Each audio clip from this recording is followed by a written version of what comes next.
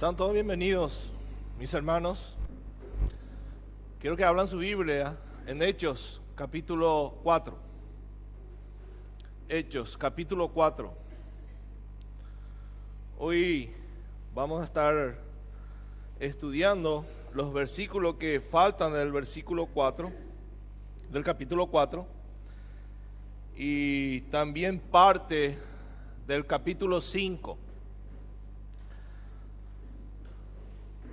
Hechos, capítulo 4, versículo 32, hasta el capítulo 5, versículo 1 al 11, vamos a estar leyendo hoy. Vamos a leer, hermanos. Y la multitud de los que habían creído era de un corazón y un alma, y ninguno decía ser suyo propio nada de lo que poseía, sino que tenían todas las cosas en común. Y con gran poder los apóstoles daban testimonio de la resurrección del Señor Jesús, y abundante gracia era sobre todos ellos. Así que no había entre ellos ningún necesitado, porque todos los que poseían heredades o casas las vendían y traían el precio de lo vendido, y lo ponían a los pies de los apóstoles, y se repartía a cada uno según su necesidad. Entonces José, a quien los apóstoles pusieron por sobrenombre Bernabé, que traducido es hijo de consolación, levita natural de Chipre, como tenía una heredad, la vendió y trajo el precio y lo puso a los pies de los apóstoles.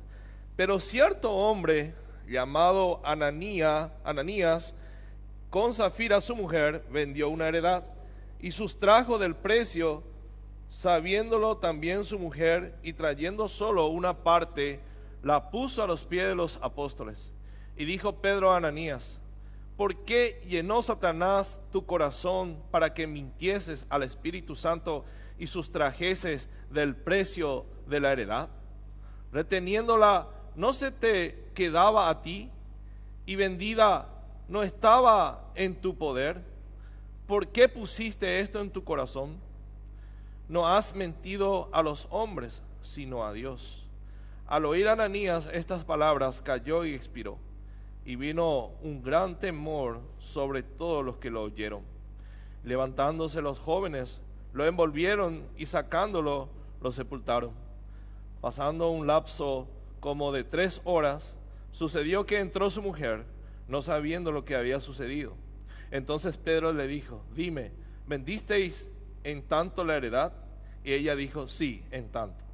Y Pedro le dijo: ¿por qué convinisteis en tentar al Espíritu del Señor? He aquí a la puerta los pies de los que han sepultado a tu marido, y te sacarán a ti. Al instante ella cayó a los pies de él y expiró. Y cuando entraron los jóvenes, la hallaron muerta, y la sacaron y la sepultaron junto a su marido. Y vino gran temor sobre toda la iglesia y sobre todos los que oyeron estas cosas. Oremos, hermanos. Padre amado, hoy estamos delante de ti. Todos nuestros corazones, todos los corazones de tus hijos y los que no son tus hijos están abiertos ante tus ojos. Solo tú conoces el corazón de cada uno, Señor. Te pedimos que en esta mañana puedas obrar en cada uno de ellos. Te pedimos, Señor, que puedas transformar nuestros corazones, pueda cambiar nuestro carácter con el poder de tu Espíritu Santo. Quita toda incredulidad de nosotros, Señor. Limpia nuestra mente y nuestros corazones. Hoy queremos verles a Cristo. Hoy, Señor, te pedimos que abras nuestros ojos y que podamos mirar a Cristo, ver el ejemplo de Cristo. Transfórmanos, Señor, a la imagen de tu Hijo Jesucristo. Te lo pedimos, Señor, en el nombre de Jesús. Amén. Y amén. Hermano, y este es el deseo que tenemos hoy, que Dios pueda transformar nuestros corazones a la imagen de nuestro Señor Jesucristo, y algo que solamente Él puede hacer. Y en este pasaje eso es lo que nosotros vemos, una transformación de estos hombres de Dios, y eso fue hecho por la gracia de Dios. Por eso el título, evidencia de la gracia transformadora de Dios. Evidencia de la gracia transformadora de Dios. Y que nuestra oración sea también esto, hermano, que Dios pueda transformar con su gracia nuestros corazones. En este pasaje nosotros vemos que Lucas describe cómo los miembros de la iglesia de Jerusalén vivían juntos, que permanecían en unidad. Y vemos, hermanos, que era evidente la armonía que prevalecía entre los hermanos, y cómo los apóstoles, a pesar de la persecución, a pesar de la oposición, continuaban predicando la resurrección de nuestro Señor Jesucristo. Y hoy veremos cómo ellos velaban por las necesidades espirituales y materiales de los creyentes. Tenían un amor genuino, se amaban. Y uno de los propósitos de Satanás es oponerse a esa obra maravillosa de Dios. Ese es su objetivo principal, destruir la obra de nuestro Señor Jesucristo en cada uno de nosotros. Tenemos que ser conscientes de eso. Ese es el propósito. ¿Por qué? Porque Satanás es nuestro adversario. Él es el adversario de nuestro Señor Jesucristo, y todo lo que Él ha hecho, Él quiere destruir. Y Él estará activo siempre donde Dios está obrando. Eso tenemos que tener siempre presente en nuestra mente. Por eso dice la Biblia que está firme, cuídese que no caiga. Él se va a ser tentado. Si nuestro Señor Jesucristo fue tentado por Satanás, ¿cuánto más nosotros? Si nuestro Señor Jesucristo tuvo la necesidad del poder del Espíritu Santo para decir, escrito está, para decir no a las tentaciones de Satanás cuando fue llevado en el desierto, ¿cuánto más nosotros? ¿Cuánto más nosotros, hermanos? Necesitamos ser llenos del Espíritu Santo. Toda la obra que hicieron estos apóstoles no fue obra de ellos, sino la obra del Espíritu Santo que obraba en ellos. El ataque inicial de Satanás, vimos que fue que usó la persecución para parar la obra de Cristo, para callar a Dios, pero fracasó. Siempre va a buscar debilitar la obra e inclusive dividir, pero jamás va a poder eliminar a la iglesia de nuestro Señor Jesucristo. Satanás trató de acallar a los apóstoles, pero falló. Dicen Hechos 4:4, capítulo 4, versículo 4, muchos de los que habían oído la palabra creyeron, y el número de los varones era de 5,000. La persecución, los apóstoles usaron esto para seguir predicando el evangelio, inclusive predicaron a los líderes religiosos, a pesar de la persecución, a pesar de la oposición.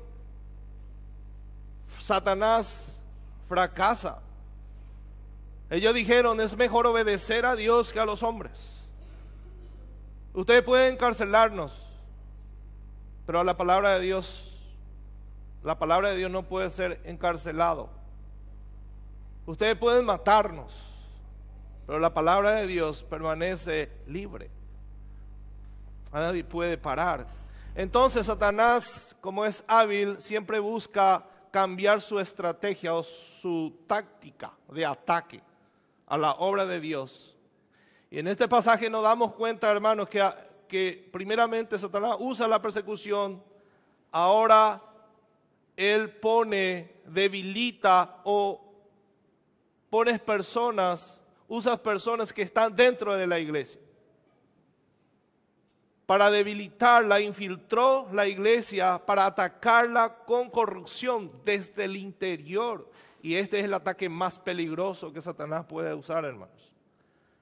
A través de los siglos, esta táctica de Satanás ha probado ser mucho más eficaz que la persecución externa. Por eso debemos, mis hermanos, nosotros amar el Evangelio. Somos llamados a cuidar el Evangelio. Somos llamados, hermanos, a ser sacerdotes, administradores de las cosas de Dios. La iglesia tiene que permanecer sana. Pablo advierte a la iglesia de Roma con estas palabras. Decía Pablo a la iglesia de Roma: mas os ruego, hermanos, que os fijéis en los que causan divisiones y tropiezos en contra de la doctrina que vosotros habéis aprendido, y que os apartéis de ellos, porque tales personas no sirven a nuestro Señor Jesucristo, sino a sus propios vientres, y con suaves palabras y lisonjas engañan los corazones de los ingenuos. También en Hebreos hay una advertencia: mirad, hermanos, que no haya ninguno de vosotros corazón malo de incredulidad para apartarse de Dios vivo. Es una advertencia y exhortación a la iglesia. La madre de todo pecado es la incredulidad, mis hermanos. La madre de todos los pecados es la incredulidad. La semana pasada nosotros vimos cómo estas personas, estos hermanos, confiaban en la soberanía de Dios. Y definimos lo que es la soberanía de Dios. Dijimos que la soberanía de Dios es acerca del poder y el derecho que Dios tiene de hacer todo cuanto su voluntad desea, y al mismo tiempo llevar a cabo cada uno de sus decretos. De eso se trata la soberanía de Dios. Solo Dios tiene el poder de cumplir sus promesas. Solo Él puede hacer promesas y cumplirla con fidelidad, porque Él es soberano. Él tiene el poder de crear todas las cosas, y Él creó todas las cosas. Y si Él creó todas las cosas, tiene todo el derecho sobre la creación. Y dijimos, mis hermanos, que al entender esto y la confianza, entender que nuestro Dios es soberano, y la confianza en la soberanía de Dios afecta nuestra oración, afecta todo nuestro ser, todas nuestras vidas. Después de conocer a Dios como el hacedor de todas las cosas, y que Él es el dueño de la historia, el dueño absoluto de la historia, dijeron los apóstoles: y ahora, Señor, mira sus amenazas y concede a tus siervos que con todo de nuevo hablen tu palabra. Cuando hubieron orado, el lugar en que estaban congregados tembló, y todos fueron llenos del Espíritu Santo. Este es el motor. Fueron llenos del Espíritu Santo. Llenos del Espíritu Santo. Desde aquí en adelante, después de que ellos fueron llenos del Espíritu Santo, recibieron el aliento de Dios, la fortaleza de Dios, algo que necesitaban porque eran humanos, seguramente estaban con temores por las amenazas que recibieron. Sus vidas cambiaron. Desde aquí en adelante nosotros veremos los frutos del Espíritu, o la gracia que transforma el corazón de aquellos que verdaderamente se han entregado a Cristo. Dios solamente obra en los corazones de aquellos que están dispuestos a tomar su cruz y seguir. Pero también veremos, hermanos, el corazón de aquellos que se han entregado a la avaricia y que han abusado de la gracia de Dios. Eso es lo que vamos a ver hoy, 3 puntos. Vamos a dividir en 3 partes el sermón. El primer punto que vamos a ver es la gracia, que la gracia de Dios nos capacita para la unidad, versículo 33. El segundo punto, que la gracia nos capacita para testificar de Cristo. Necesitamos de la gracia de Dios. El versículo 34 dice que ellos testificaban a pesar de la oposición, seguían testificando de Cristo. El cuarto punto, que la gracia nos capacita para la generosidad. Todas estas cosas son obras de Dios, es la obra de Cristo, es la obra de la gracia. Pero el último punto, el capítulo 5, versículos 1 al 11, vamos a ver que abusar de la gracia trae terrible consecuencia. Decía el pasaje que estuvimos leyendo de Deuteronomio, ¿qué es lo que Jehová tu Dios pide de ti? Tu corazón, no tu dinero, no tu auto, no tu casa, tu corazón. El primer punto, la gracia nos capacita para la unidad. Para esto el Señor nos ha llamado. Y la multitud de los que habían creído, subrayen esto, hermanos, la multitud de los que habían creyeron, era de un corazón y un alma. Y en ningún decía ser suyo propio nada de lo que poseía, sino que tenía todas las cosas en común. Jesús le dijo a sus discípulos: en esto conocerán todos los que sois mis discípulos, si tuvierais amor los unos con los otros. También Jesús oró de esta manera en Juan 17:21, para que todos sean uno, como tú, oh Padre, en mí y yo en ti, que también ellos sean uno en nosotros, para que el mundo crea que tú me enviaste. Este es el llamado de Dios para nosotros. Es un mandamiento que permanezcamos unidos.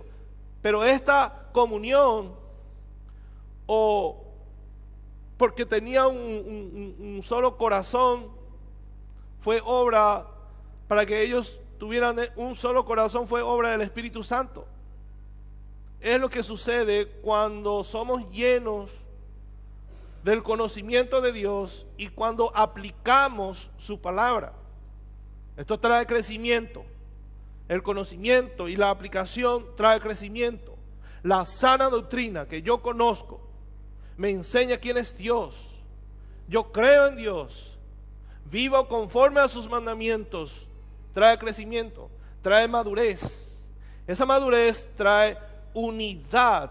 Y hay una frase que es central en el versículo 33, la última parte, que decía: y con gran poder los apóstoles daban testimonio de la resurrección del Señor. ¿Por qué?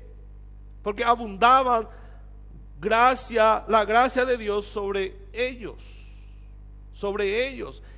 Ese es el motor, la motivación, la causa que nos empuja para hacer la obra de Dios. Entonces estos apóstoles, estas personas, al confiar en la soberanía de Dios, eso resultó en gracia abundante. En gracia abundante, y es lo que nosotros necesitamos. Nosotros no ganamos ni merecemos la gracia de Dios. La gracia de Dios es un regalo para cada uno de nosotros y debemos usarla. Y dijimos, para que nosotros podamos ser llenos del Espíritu Santo o poder ser de un mismo corazón, porque esto no se gana con esfuerzo humano, sino Dios es el que hace. Crea en nosotros el querer como el hacer.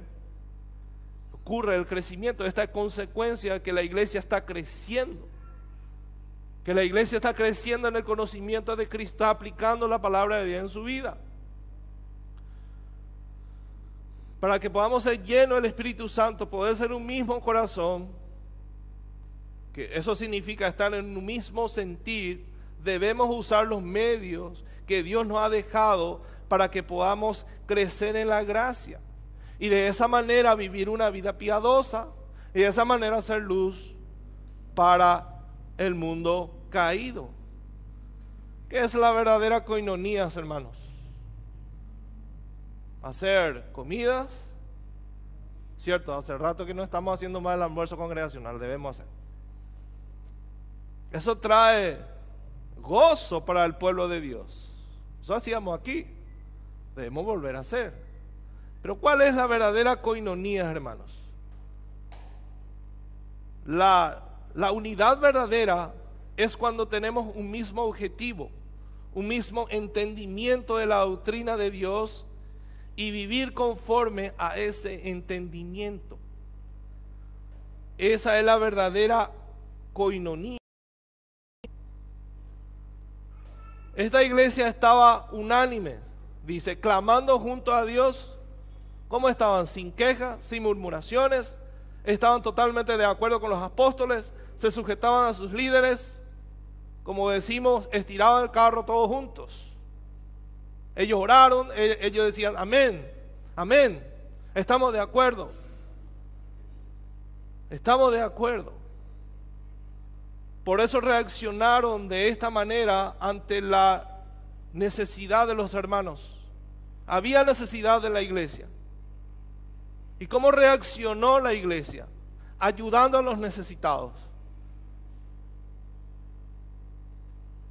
Entonces, ¿qué es lo que necesitamos, hermanos, para vivir conforme a la voluntad de Dios? Para que el carácter de Cristo se forme en nosotros, necesitamos obedecer la palabra de Dios. Necesitamos obedecer la palabra de Dios. Entonces, a mayor obediencia, a mayor gracia. Yo necesito la gracia de Dios para vivir conforme a la voluntad de Dios. Pero sin obediencia no hay gracia. Y si no tengo gracia, voy a fracasar. Entonces el problema de la iglesia es que a menudo administra mal la gracia de Dios o abusa de su gracia. Por eso necesitamos que Dios pueda formar nuestro carácter para que podamos darle un uso correcto a la gracia de Dios. ¿Qué significa gracia, hermanos? En griego, charis, que significa favor o bondad. Yo necesito el favor de Dios. Él me pide algo, pero yo necesito que Él me capacite para que yo pueda obedecer. Necesito las herramientas que el Señor me ha dado, necesito usar. Pero si yo no uso las herramientas, ¿cómo voy a crecer? ¿Cómo voy a ser lleno del Espíritu Santo, lleno de gracia? Jesús dijo, apartado de mí, nada pueden hacer. Entonces, su unidad provenía de enfocarse en aquellas prioridades que Jesús le había dejado. Ese debe ser nuestro objetivo, enfocarnos en las prioridades de Dios. Que las cosas de Dios sean mi prioridad. Hay muchas distracciones en este tiempo, hermanos. Muchísimas distracciones. Pero es que solamente el mundo hace que nosotros nos miremos a nosotros mismos, que seamos individualistas. No vivimos en comunidad. Esta gente vivía en comunidad. Se preocupaban de su comunidad. Se amaban desinteresadamente. Nosotros también, para alcanzar al mundo perdido. Hermano, esto cuando nosotros oramos los miércoles para que tengamos pasión por Cristo, esto es lo que estamos pidiendo. Porque si tenemos pasión por Cristo, cuando nuestro corazón está encendido de amor por Cristo, también estarán encendidos de amor los unos por los otros. Pero si yo quiero hacer al revés, si yo quiero amar sin amar a Dios, frustración total. Si yo quiero obedecer la palabra de Dios sin tener comunión con la palabra de Dios, frustración total. Yo necesito de la gracia de Dios. Dice F.F. Bruce, ¿cómo será que Lucas iba a escribir esta parte del pasaje si escribiera en este tiempo de la iglesia? Fíjense cómo dice F.F. Bruce, cómo escribiría Lucas este texto. Diría así en este tiempo de que las personas son individualistas, egoístas. Diría así este pasaje, dice: y la multitud de lo que habían profesado eran de corazón duro y de alma pedregosa. Así diría. Y cada uno de ellos decía que lo que poseía era suyo, y todos tenían las cosas a la moda. y con gran poder daban ellos testimonio de las atracciones de este mundo. Y abundante egoísmo había sobre todos. Así que había muchos entre ellos que carecían de amor, porque todo lo que eran poseedores de fincas compraban más. Y a veces daban un poco de ello para el bien público, para que sus nombres fueran publicados en los diarios y en los medios de comunicaciones. Y se hacía distribución de elogios a cada uno según deseaba. Y esto es cierto, hermanos. Asimismo escribiría Lucas. El problema es que vivimos en una sociedad que solamente piensa en sí mismo. El mendigo es problema del gobierno, el pobre es problema del gobierno, el enfermo es problema del gobierno, que el gobierno resuelva todo. A mí no me incumbe eso. Cuando vemos a un mendigo, ¿cuántas veces, hermanos, quitamos nuestros ojos, cerramos la ventanilla, pasamos a la otra vereda? A veces hacemos eso, hermanos. Y no mirando a ese mendigo que es la imagen y semejanza de Dios. No solamente a la familia de la fe, sino a todos, dice Santiago. Pero más a la familia de la fe.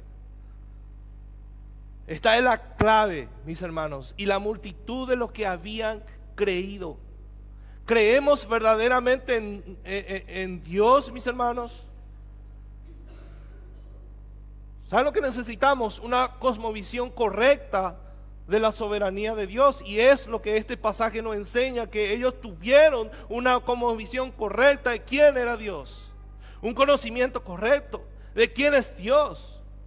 A veces Dios permite situaciones en nuestra vida para que podamos nosotros decir y salir de esa situación diciendo: de oída te había oído, Señor, te había conocido. Necesito conocerte. Necesito conocerte más. Esta unidad ellos no lograron con su esfuerzo, sino es algo que Dios puso en ellos. Usando los medios de gracia, lograron. Esto se logra cuando hay crecimiento espiritual en cada uno de nosotros. Imagínense un grupo creciendo, otro grupo no creciendo. ¿Cómo va a estar la iglesia, hermanos? ¿Qué va a pasar? No vamos a estar todos en un mismo sentir. Podemos reunirnos todos los días, hacer, no sé, jugar, comer, pero esa no es la verdadera unidad. La verdadera unidad que va a mantener a la iglesia firme es el conocimiento que tiene de Dios y cuánto aplica la palabra de Dios. Eso va a traer madurez. Y no solamente la gracia de Dios nos capacita para la unidad, sino la gracia de Dios nos capacita para testificar de Cristo. Confianza, es el segundo punto, el versículo 33, confianza en la soberanía de Dios. Esa confianza que tenemos aumenta la gracia en nosotros para testificar de Cristo. Dice que ellos recibieron abundante gracia, con poder testificaban. Entonces la gracia es la que hace posible todas estas cosas espirituales que nosotros hacemos, que ellos hicieron. Y esto incluye testificar de Cristo. Es un llamado que cada uno de nosotros tenemos. Testificar de Cristo. Y Dios nos capacita para eso. La gracia, mis hermanos, es la habilidad de Dios para capacitarnos para hacer lo que Él nos llamó a hacer. Entonces cada uno de nosotros necesitamos de esta gracia. Sin la gracia no seríamos lo que cada uno de nosotros somos ahora. ¿Cuántos pueden decir esto? Yo sin la gracia de Dios seguiría haciendo esto. ¿Cuántos hermanos tuvieron sus pasados? Su terrible pasado, sus asquerosos pasados. Pablo dijo esto. Fue lo que Pablo dijo en 1 Corintios 15:9. ¿Y cuánto puede decir hoy esto? Porque yo soy el más pequeño de los apóstoles, que no soy digno de ser llamado cristiano. Yo no soy digno de ser llamado hijos de Dios. Porque yo perseguía la iglesia de Dios, porque yo era un adúltero, porque yo era un fornicario, porque yo era malvado. Versículo 10 dice, pero por la gracia de Dios soy lo que soy, y su gracia no ha sido en vano para conmigo. Antes he trabajado más que todos ellos. Pero él dice, pero no yo, sino la gracia de Dios conmigo. ¿Podemos decir así?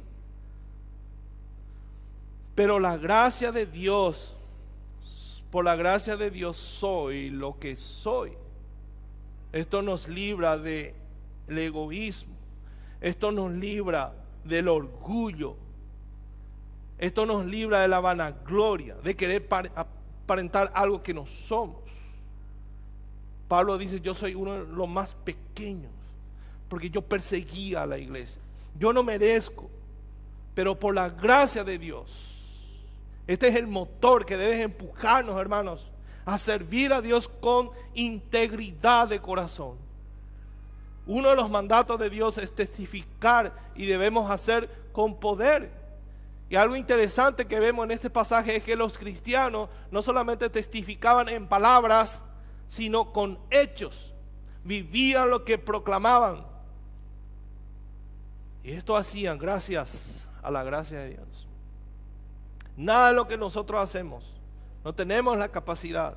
Dios es el que nos capacita. Yo tengo que orar al Señor. Señor, lléname de tu Espíritu Santo. Pero ¿qué tengo que hacer? No solamente orar, sino ir a la fuente que me va a dar vida espiritual. Yo necesito la palabra de Dios. Muchas veces nosotros no actuamos conforme a lo que profesamos o proclamamos. No hacemos con gran poder, justamente porque no confiamos en la soberanía de Dios. Y no confiamos porque no lo conocemos como Él quiere que le conozcamos. Y eso no significa que Dios falló, sino nosotros no usamos los medios de gracia que Él nos ha dado. Él nos ha dado, hermanos, los medios de gracia para que podamos crecer a la imagen de Cristo, para que yo pueda tener pasión por Cristo. Yo necesito usar los medios de gracia. Muchas veces no testificamos porque tenemos temor a los hombres, tenemos más temor a los hombres que a Dios. Negociamos nuestra fe, negamos a Cristo. Los que temen a Dios no le temen a nadie, no le temen a los hombres. Entonces la cura de nuestros temores es la confianza en Dios. Con gran poder los apóstoles daban testimonio de la resurrección del Señor Jesús. Esto hacían porque eran llenos del Espíritu Santo. Para que nosotros podamos testificar con poder, con convicción, que los demás puedan ver en nosotros que verdaderamente el Evangelio funciona y que puedan decir, pero este verdaderamente ha cambiado. Debemos ser luz. Eso significa ser luz. Y en tercer lugar, no solamente el Señor nos capacita para testificar, sino para ser generosos. Dice el versículo 34, así que no había entre ellos ningún necesitado, porque todos los que poseían heredades o casa la vendían y traían el precio de lo vendido. Como tenía un solo corazón y un alma, no había entre ellos ningún necesitado, porque tenían un solo corazón, estaban en un mismo sentir, amaban a Dios. Esta iglesia nos muestra, mis hermanos, que verdaderamente conocían a Dios. Esta iglesia llegó a entender que todo lo que tenían le pertenecía a Dios. Ellos conocían el Salmo 24:1 que dice: del Señor es la tierra y todo lo que hay en ella, el mundo y los que en él habitan. ¿Cómo se veían estos hermanos? Se veían como administradores de todas las cosas, pero administradores de Dios. Se veían como administradores de Dios.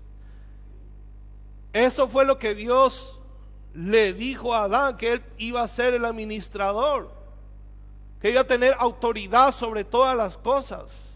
Le puso en un Edén. Dios ha restaurado eso con nuestra salvación. Él nos pone, Él nos hace, Él vuelve a crear la verdadera humanidad. Eso es ser humano. Ustedes escuchan la frase que dice: qué inhumano que es. Nosotros en Cristo volvimos, hermanos, a recuperar la verdadera humanidad, donde Dios nos pone y nos dice: ustedes van a ser dueños de todas las cosas, pero administradores de Dios de todas las cosas, que vive bajo mi gobierno. Esa es la regla, hermanos. Hay reglas en este nuevo reino que los cristianos tienen que obedecer. Entender esto, que a Dios le pertenece todas las cosas, entender la soberanía de Dios, me ayuda a ver con claridad cómo son las cosas. Cambia por completo cómo yo veo, cómo yo soy, porque me veo como un administrador de Dios. Entonces, si yo entiendo esto, todo lo que compro, todo lo que vendo, todo lo que yo poseo, autos, dinero, casa, en mi propia vida, sobre todas estas cosas, Dios me puso como administrador, y Él nos va a pedir cuenta. Él nos va a pedir cuenta. Ellos decían, ninguno decía ser suyo lo que poseía. ¿Cómo decimos nosotros, hermano? Como esa criatura, mío. ¿Cómo dice la criatura? Ese es mío. Ese es mío, como si fuera de nosotros. El dinero que recibimos, el auto que tenemos, la casa, ese es mío. Es de Dios. Es de Dios, hermanos. Inclusive nuestra vida es de Dios. Todo le pertenece a Dios. Ninguno decía ser suyo lo que poseía. ¿Por qué? Porque entendieron quién era el verdadero dueño de todas las cosas. Entonces, desde hoy quiero que ustedes sepan que son administradores. Pero yo no hice ningún curso universitario. Son administradores. Si alguien te pregunta, ¿quién eres? Soy un administrador de Dios. Administrador, hermanos, de los hijos que nos dan Dios, de todo lo que somos.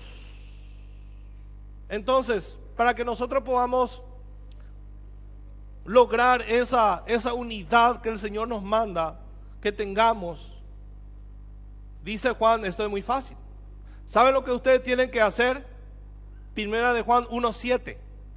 Dice Juan, pero si andamos en luz, como Él está en luz, tenemos comunión unos con otros. Es fácil. O sea, para que la iglesia pueda tener comunión, debe andar en la luz, en santidad. Si yo quiero una verdadera coinonía, debo andar en la luz. Debo andar conforme a la palabra de Dios. Yo necesito, hermanos, en primer lugar, estar sintonizado con Dios. Imagínense una guitarra o dos guitarras que van a tocar una misma melodía. Y empieza uno con re y el otro con do. ¿Cómo va a sonar, hermano? Feísimo. ¿Verdad que sí? No están sintonizados. Un creyente que vive en santidad y otro en las tinieblas, uno que crece, otro que no crece, ¿verdad que no va a haber sintonías, hermanos?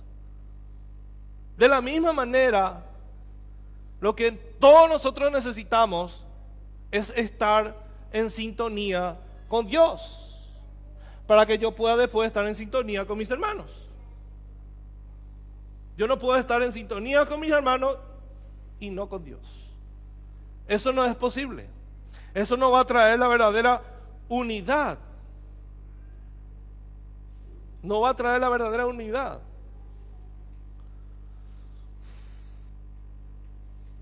Y con esto no estamos diciendo que nosotros cada uno debemos vender nuestras cosas y ahora darnos a cada uno. No, la Biblia no está diciendo que, la Biblia nos dice que debemos respetar la propiedad privada. Yo no puedo ir a entrar nomás en la casa de Ángela y poseer por su heladera. Porque no es su heladera, es mío también. No es eso, hermano. No es eso lo que la Biblia está diciendo. La Biblia está diciendo que todas las cosas que nosotros tenemos debemos considerar, o sea, debemos ver como las cosas de Dios.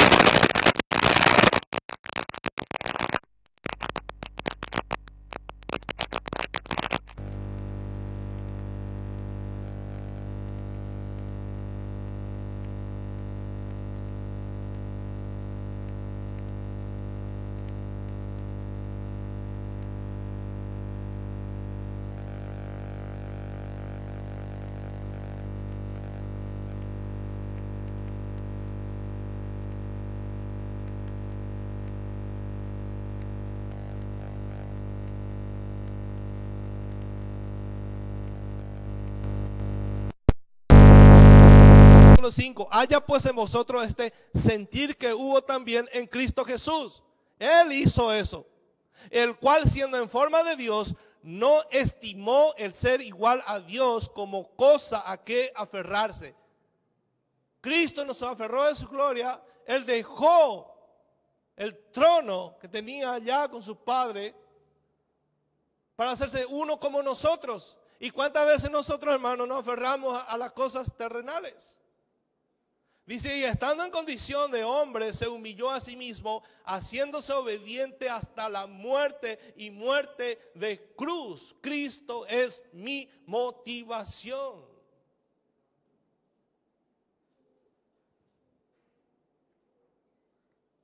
En el versículo 36 y 37, Dios se centra en personas particulares, incluyendo al capítulo 5.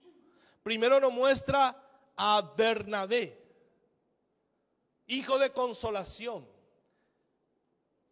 que cuando la iglesia tuvo miedo de Pablo en Jerusalén, fue Bernabé el que le introdujo a Pablo con los otros apóstoles, y los apóstoles le aceptaron a Pablo por Bernabé. Este hombre tenía el corazón de Dios, hijo de consolación. Ahora Dios es más específico, nombra a Bernabé. ¿Por qué? Porque nos quiere mostrar la diferencia que hay entre estas tres personas, Bernabé, Ananías y Zafira. Lo que Dios va a hacer ahora es contrasta la generosidad verdadera de Bernabé con la hipocresía de Ananías y Zafira, hijo de consolación. Dios había transformado el carácter de Bernabé y ahora su corazón se enciende por Dios porque fue lleno del Espíritu Santo. La gracia de Dios operaba en él. Ahora vemos a un Bernabé que vende sus cosas, que vemos a un Bernabé dadivoso. Entonces, la persona como Bernabé entiende que las cosas terrenales no me pueden dar seguridad. Entiende que las cosas terrenales son pasajeras. Entiende que las cosas eternas son mucho más importantes de lo que yo poseo. Entiende su seguridad, la seguridad de estos hermanos, la seguridad de Bernabé está en el Dios soberano, está en el Dios que es dueño de todas las cosas. Y fue lo que Cristo dijo, hermanos. Dice en Lucas capítulo 2 versículo 15, esto le decía a sus apóstoles: mirad, presten atención. Dice, y guardaos de toda avaricia, porque la vida del hombre no consiste en la abundancia de los bienes que posee. Esto dijo Cristo. El corazón de Bernabé entendía esto por la gracia de Dios. Su corazón se deleitaba en el Dios soberano. Vemos un corazón íntegro delante de Dios. Hermano, ¿cómo está nuestro corazón delante de Dios? ¿Saben por qué nos conviene orar con toda nuestra fuerza para que amemos la generosidad? Porque la generosidad nos guarda de la avaricia, nos guarda de idolatrar el dinero. La generosidad nos guarda de ser materialista. La generosidad evita que el dinero controle nuestro corazón. La generosidad hace que Dios controle nuestro corazón. Nos guarda de retener más de lo debido y nos guarda de gastar más de lo necesario.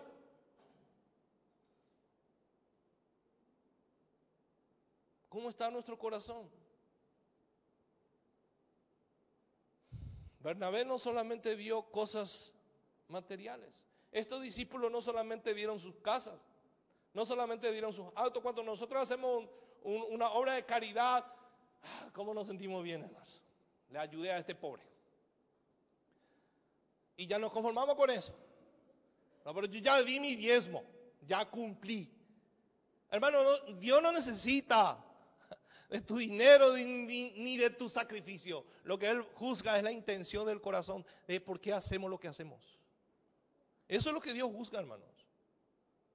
Así que ¿de qué me sirve a mí ser elogiados por hombres y rechazados por Dios? ¿De qué me sirve, hermanos? Por eso nosotros aquí apelamos a la conciencia, a la generosidad, ¿no, hermanos? Ni siquiera abrimos nuestra Biblia y manipulamos por la palabra de Dios para que ustedes den. Lo que nosotros queremos es que entiendan que ese dinero, que esta obra, Dios nos puso en este lugar y nosotros somos responsables. Y Dios nos provee para su obra, para que podamos ser generosos. Hermanos, nosotros no queremos manipularle a nadie, porque esto no es bíblico. No estamos citando Malaquías 3:10. Saque el devorador. Dios es el dueño de todas las cosas. Lo que nosotros queremos es que la iglesia sea generosa, que todos nosotros seamos generosos. Pero había un hombre y una mujer que querían lucir como Bernabé, pero no tenía el mismo corazón que Bernabé. Bernabé trajo todas sus cosas. Nosotros íbamos a aparentar también que traemos, pero vamos a dejar algo. Como si Dios necesitara del dinero de Ananías. Ellos no tenían el mismo corazón. Y ahí está el abuso de la gracia, trae consecuencias. Capítulo 5, versículo 1 al 11. La historia de Ananías ya estuvimos leyendo. Con la confianza que Dios, mis hermanos, nos invita a acercarnos a Él. Tenemos esta confianza de podemos acercarnos al Dios Todopoderoso, al trono de la gracia, porque de ahí viene nuestra ayuda. Hermanos, esto no significa que no tengamos un temor reverente hacia su santidad. Nuestro Dios es santo y Él juzga la intención del corazón. Él es santo. No debemos ignorar lo que Dios puede hacer cuando alguien viola su santidad. Estuvimos leyendo los 10 mandamientos. ¿Y qué nos decía, hermano? El carácter santo de Dios. Ese es el estándar. Entonces, ¿cuánto temor tiene nuestro corazón? Hermano, no hay pecado que Dios odia más que la hipocresía. Él no acepta a un hipócrita. La hipocresía es fingir ser lo que una persona no es. Eso significa ser hipócrita. Pero esto a los ojos de los hombres, nosotros no podemos ver el corazón de nadie. Solo Dios. Un hipócrita, entonces es difícil identificar porque esconde su verdadero carácter. Es como el camaleón que de acuerdo al lugar o a la situación cambia de color. ¿Entiende? Este es el hipócrita. Oculta su verdadero carácter o motivos de la cosa, de por qué hace las cosas. ¿Se acuerdan ustedes de Judas? Vamos a vender ese perfume y vamos a ayudar a los pobres. ¡Wow! ¿Qué corazón tiene Judas? Pero ¿cuál era su verdadera intención? Solo Dios sabía, hermanos. Y eso revela la Biblia.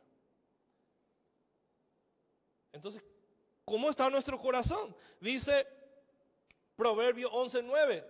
Hermanos, el hipócrita con la boca daña a su prójimo, mas los justos son librados con la sabiduría. Ananías no estaba obligado a vender y a dar su heredad. No estaba obligado, le dijo Pablo. Podía vender y quedarse con su dinero tranquilo. No le iba a ser contado eso como pecado. En ningún momento nosotros vemos en la Biblia que los apóstoles obligaban a los creyentes a vender sus cosas. ¿Pero qué querían? Seguramente querían recibir el mismo elogio que recibió Bernabé y los creyentes. No querían quedarse atrás. Querían estar en el mismo nivel espiritual de los demás. Entonces ellos trajeron, nosotros también vamos a traer. No tenemos que quedarnos atrás. ¿Y quién va a ver eso, hermano? ¿Quién es el que pesa los corazones? Es Dios.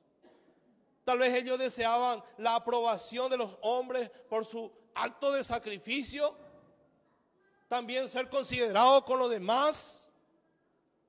¿Saben qué dice John Stott de este pasaje? Dice: nadie es tan desagradable a los ojos de Dios como aquellos que hacen alarde de una belleza espiritual que no poseen. No hay otra cosa más detestable a Dios. Ananías y Zafira fingieron espiritualidad. Hermanos, ningún pecado provocó más enojo o una reprensión más severa de parte de nuestro Señor que la hipocresía. La hipocresía es un pecado terrible a los ojos de Dios. Mateo 6 dice: guardaos de hacer vuestra justicia delante de los hombres para ser visto de ellos. De otra manera no tendréis recompensa de vuestro Padre que está en los cielos. No van a tener recompensa, no van a tener elogio de Dios. ¿Saben qué, hermanos? Muchas veces a nosotros nos interesa más tener elogios de los hombres que el elogio de Dios. Pedro le está diciendo a Ananías: ¿a quién tratas de engañar, Ananías? A Dios no le vas a poder hacer. Y cayó muerto. Ese es el juicio de Dios, hermanos. Al instante. No todas las veces el juicio de Dios se manifiesta así, hermanos.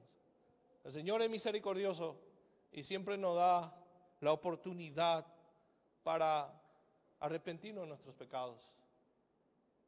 No podemos ser muy duros con Ananías y Zafira. También nosotros somos mentirosos.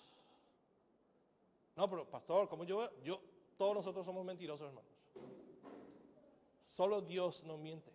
Solo Dios es veraz.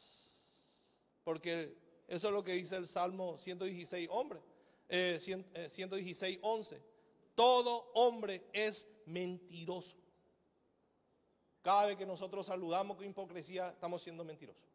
Cada vez que nosotros elogiamos sin sentir eso, mentiroso. Cada vez que nosotros hacemos cosas sin integridad, sin ser íntegro en el corazón, somos mentirosos. Todos somos mentirosos. Versículo 3 dice: Ananías, ¿por qué llenó Satanás tu corazón para que mintieses al Espíritu Santo? ¿Sabes que el peligro de guardar pecado en nuestro corazón, hermano, de no arrepentirnos de nuestros pecados? Porque Satanás va a usar ese pecado que está en nuestros corazones. Es peligroso. Así que, hermano, debemos arrepentirnos. Porque ese pecado va a usar Satanás para seducirte y hacerte pecar contra Dios. No has mentido a los hombres sino a Dios. Entonces, cuando estamos mintiendo, cuando nos actuamos conforme a lo que verdaderamente somos en nuestro corazón, cuando estamos disfrazando con nuestros hechos, con nuestras palabras, cuando fingimos ser alguien, no le estamos mintiendo a los hombres, hermanos. Estamos mintiendo a Dios. A Dios estamos mintiendo. Dios es el que juzga el corazón, si es veraz o no, mis hermanos. La esencia de la impiedad es no temer a Dios. Tememos más a los hombres que a Dios. Y Jesús dijo en Mateo 10:28: no temáis a los que matan el cuerpo, pero no pueden matar el alma. Más bien temed a aquel que puede hacer perecer tanto el alma como el cuerpo. Entonces, hermanos, es peligrosísimo. Cuando nosotros nos apartamos de Dios, nos acercamos al mal. Cuando yo me acerco al mal, me alejo de Dios. Los discípulos vivieron cerca de Dios, fueron transformados. No nos conviene apartarnos de la riqueza, de esta riqueza que tenemos con nosotros, mis hermanos, que es la palabra de Dios. Ananías y Zafira, ellos se pusieron de acuerdo. Vamos a vender nuestra heredad y vos vas a decir, esposa mía, que dimos todo. Vos vas a ser parte de mi mentira. Esposos, nunca hagamos esto.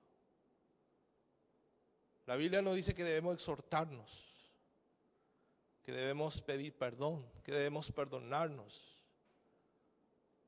¿A quién mentimos, hermanos? Esposos, esposas, ¿a quién mentimos? Nunca hagamos esto.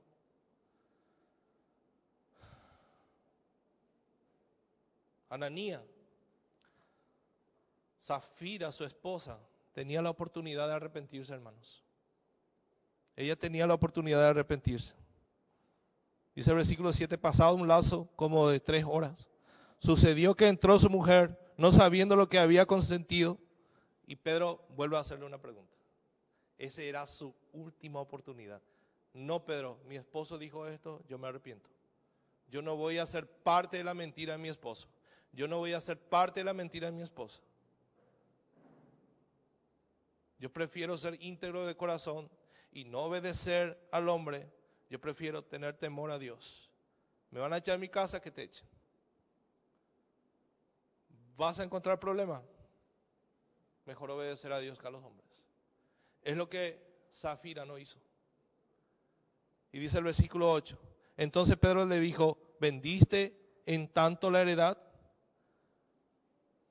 Sí, Pedro. Juicio sobre ella. El Señor siempre nos da oportunidades, hermanos. Después de esto dijo que vino un gran temor sobre toda la iglesia. Y esto era justamente lo que Dios quería hacer, hermanos.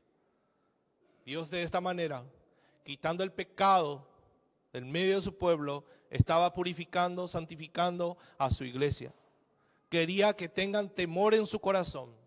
Lo que Dios quiere, hermanos, que tengamos temor y respeto hacia Él. Proverbio 1:7 dice, el temor del Señor es el principio de la sabiduría. Los necios desprecian la sabiduría y la instrucción, por eso van a recibir juicio.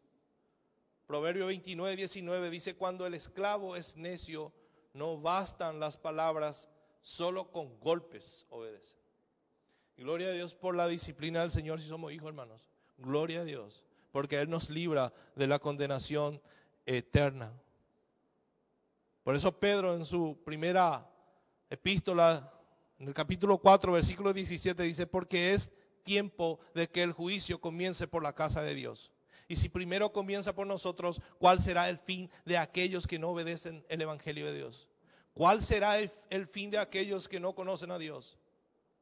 ¿Cuál será el fin, hermanos? Entonces podemos acercar a Dios con confianza, pero no con confianzudo.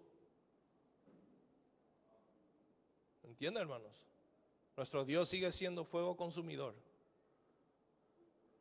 Debemos tener temor delante de este Dios que puede traer juicio. Pero Dios es tan misericordioso que nos da siempre oportunidades. Dios es un Dios de oportunidades.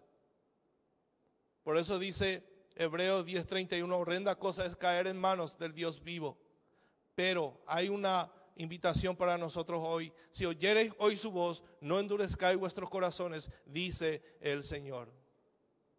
Mis hermanos, tenemos un Dios misericordioso que perdona mis pecados, que me ayuda cuando estoy en aflicción, que escucha mi oración. Él es nuestro buen pastor, pero también este Dios es santo, santo y santo. Mis hermanos, en esta mañana necesitamos lo que los apóstoles recibieron de parte de Dios. Abundante gracia era sobre todos ellos. Esta gracia es la que me ayuda o que me va a ayudar a vivir una vida libre de hipocresía y la que te va a ayudar a obedecer la palabra de Dios. Pero tenés que estar cerca de Dios. Tenés que estar cerca de su palabra. Hermanos, que el Señor nos ayude. Oremos. Padre amado, ayúdanos, Señor, por favor. A veces nos olvidamos, Señor, que tú eres el que juzga y que pesa las intenciones de los corazones. Señor, te pedimos que tú puedas circuncidar nuestros corazones en esta mañana, Señor. Dar un corazón limpio, dar un corazón puro. Mano limpia, corazón puro, Señor. Transfórmanos a la imagen de nuestro Señor Jesucristo. Que cada uno de los que estamos aquí, que fuimos expuestos a tu evangelio, podamos salir meditando en estas palabras hoy, Señor. Hoy tenemos la oportunidad de poder arreglar cuentas contigo. Y si hemos actuado hipócritamente delante de ti, tú puedes perdonar todos nuestros pecados. Solo tú puedes limpiarnos de esa hipocresía, porque ese es el corazón caído, Señor, que quiere disfrazar espiritualidad, que quiere mostrarse fuerte, que Él puede solo. No, Señor, sin tu gracia no somos nadie. Ayúdanos, Señor, a depender de tu gracia. Ayúdanos, Señor, a poner nuestra mirada en Cristo. Él es el autor y consumador de nuestra fe. Ayúdanos a ser íntegro de corazón delante de ti, no importándonos la consecuencia. Es mejor obedecer a ti que a los hombres. Es mejor el temor a Dios que el temor a los hombres. Ayúdanos, Señor, por favor, para que nuestra iglesia se pueda crecer en el conocimiento de nuestro Señor Jesucristo, en santidad, en poder, para predicar tu evangelio y vivir unánimes, en unidad. Ayúdanos, Señor. Te lo pedimos en el nombre de Jesús. Amén.